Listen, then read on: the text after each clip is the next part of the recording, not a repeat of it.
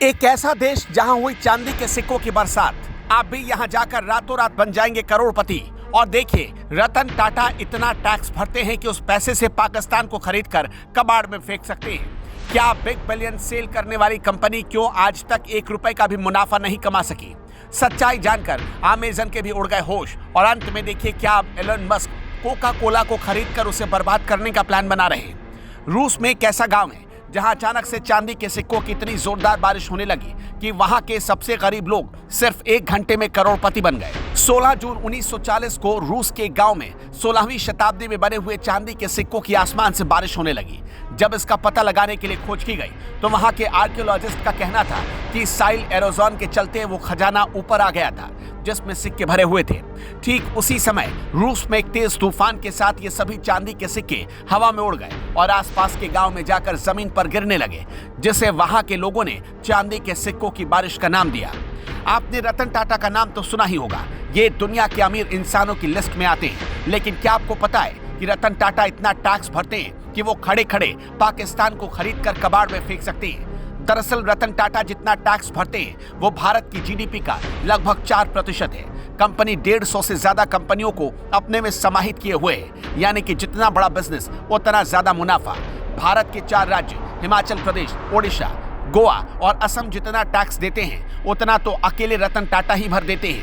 रतन टाटा भारतीय सरकार को हर साल 50,000 करोड़ रुपए का टैक्स भरते हैं। अपने मोबाइल पर, टीवी पर, सोशल मीडिया अकाउंट पर फ्लिपकार्ट को आए दिन बिग बिलियन सेल्स का एडवर्टाइजमेंट करते आपने देखा होगा। इसके बाद आपको ये लगता होगा कि इस कंपनी को कितना प्रॉफिट होता है। लेकिन क्या इस बात में भी सच्चाई है कि फ्लिपकार्ट आज तक 1 रुपए का भी प्रॉफिट नहीं कर पाई है? आइए बताते हैं। एक रिपोर्ट के अनुसार 1 साल में कंपनी को 2,444.8 करोड़ रुपए का नुकसान हुआ था। इसके अलावा और भी बहुत सारे कारण हैं। कंपनी की टॉप 1000 में से 941वीं रैंकिंग है। लेकिन ऐसा क्यों है? दरअसल जैसे ही अमेरिका की वॉलमार्ट ने फ्लिपकार्ट को खरीदने की घोषणा की तो कंपनी के फाउंडर सचिन बंसल अपने हिस्सेदारी यानी कि $1 बिलियन को उसे बेचकर अलग हो गए। इसके कुछ ही दिन बाद बन्नी बंसल ने भी अपनी कंपनी से इस्तीफा देकर अपने आप को अलग कर लिया। और इसके बाद फ्लिपकार्ट को बिग बिलियन डेज में भारी भरकम डिस्काउंट देना इतना भारी पड़ा कि उसकी प्रॉफिट वाली चाल लॉस में बदल गई। कंपनी ने मार्केटिंग में इतना ज्यादा खर्च किया कि वो अमेजन से मुकाबला जीतने के चक्कर में खुद का नुकसान करवा बैठी। इतना ही नहीं, उन्होंने दूसरी कंपनी को खरीदने में भी अपना पैसा अंधाधुंध बहाया। अब अगर कंपनी लगातार ऐसे कदम उठाती रहेगी तो बहुत जल्द फ्लिपकार्ट बंद हो जाएगी। और अब आपको ये बताते हैं कि क्या एलन मस्क कोका कोला को खरीदकर उसे बर्बाद करने वाले हैं। असल में एलन मस्क की नजरें ट्विटर के बाद अब कोका कोला पर है। उन्होंने इस बात की जानकारी एक ट्वीट करके इसके संकेत भी दिए थे। उन्होंने अपने ट्वीट में लिखा था, next I am buying Coca Cola to put the cocaine back in. Bloomberg company ने इस ट्वीट के बाद कहा कि एलन मस्क के लिए कोका कोला को खरीदना आसान नहीं होगा। लेकिन ऐसा क्यों?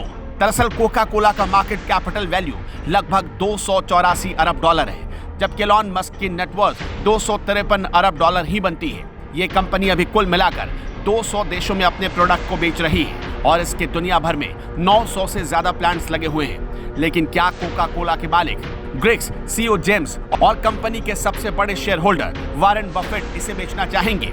इस बात पर भी ये निर्भर करता है कि एलन मस्क इसे खरीद पाएंगे या नहीं, क्योंकि वारेन बफेट एक जाने माने बिजनेसमैन के रूप में दुनिया भर में फेमस हैं, जो अपनी कंपनी को इतनी आसानी से यूं ही किसी को नहीं देने वाले हैं।